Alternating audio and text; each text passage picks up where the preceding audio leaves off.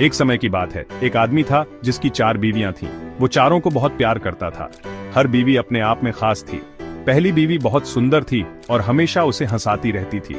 दूसरी बीवी बहुत दयालु थी और हमेशा उसका ख्याल रखती थी। तीसरी बीवी बहुत समझदार थी और हमेशा अच्छी सलाह देती थी। चौथी बीवी थोड़ी अलग थी। वो शांत रहती थी और अक्सर नजरअंदाज हो जाती थी। आदमी उसके बारे में उतना नहीं सोचता था जितना दूसरों के बारे में। उसे लगता था कि वो बस है। उसे पता ही नहीं था कि वो कितनी महत्वपूर्ण है।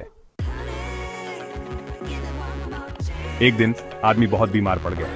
वो डर गया था और समझ नहीं आ रहा था कि क्या करे। उसे एहसास हुआ कि उसका अंत समय नजदीक आ रहा है। उसने अपनी बीवियों से आखिरी इच्छा पूछने का फैसला किया। उसने अपनी पहली बीवी को बुलाया। मेरी प्यारी, उसने कहा, जब मैं मर जाऊंगा क्या तुम मेरे साथ आओगी?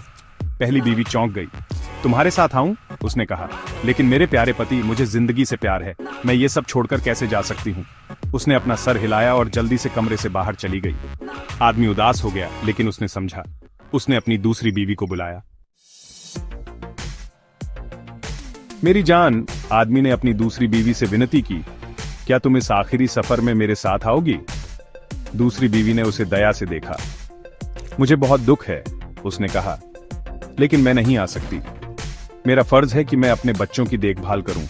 मुझे रहकर उनकी परवरिश करनी है। फिर उसने अपनी तीसरी बीवी की तरफ देखा, एक अलग जवाब की उम्मीद में। मेरी समझदार बीवी, उसने कहा, तुमने हमेशा मेरा मार्गदर्शन किया है। क्या अब तुम मेरे साथ आओगी? तीसरी बीवी ने आह भरी।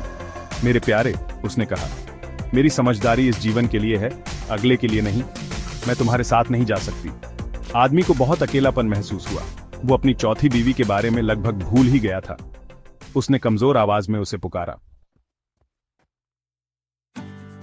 चौथी बीवी चुपचाप उसके पास आ गई। चिंता मत करो, उसने धीरे से कहा, मैं तुम्हारे साथ रहूंगी।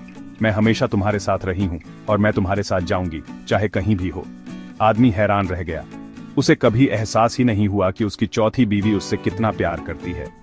वो हमेशा वहां थी, तब भी जब उसने ध्यान नहीं दिया।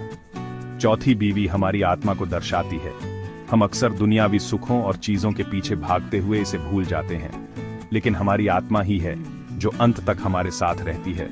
अपनी आत्मा का पोषण करना और अपने भीतर से जुड़ना याद रखें। यही एक साथी है जो आपका साथ कभी नहीं छोड़ेगा।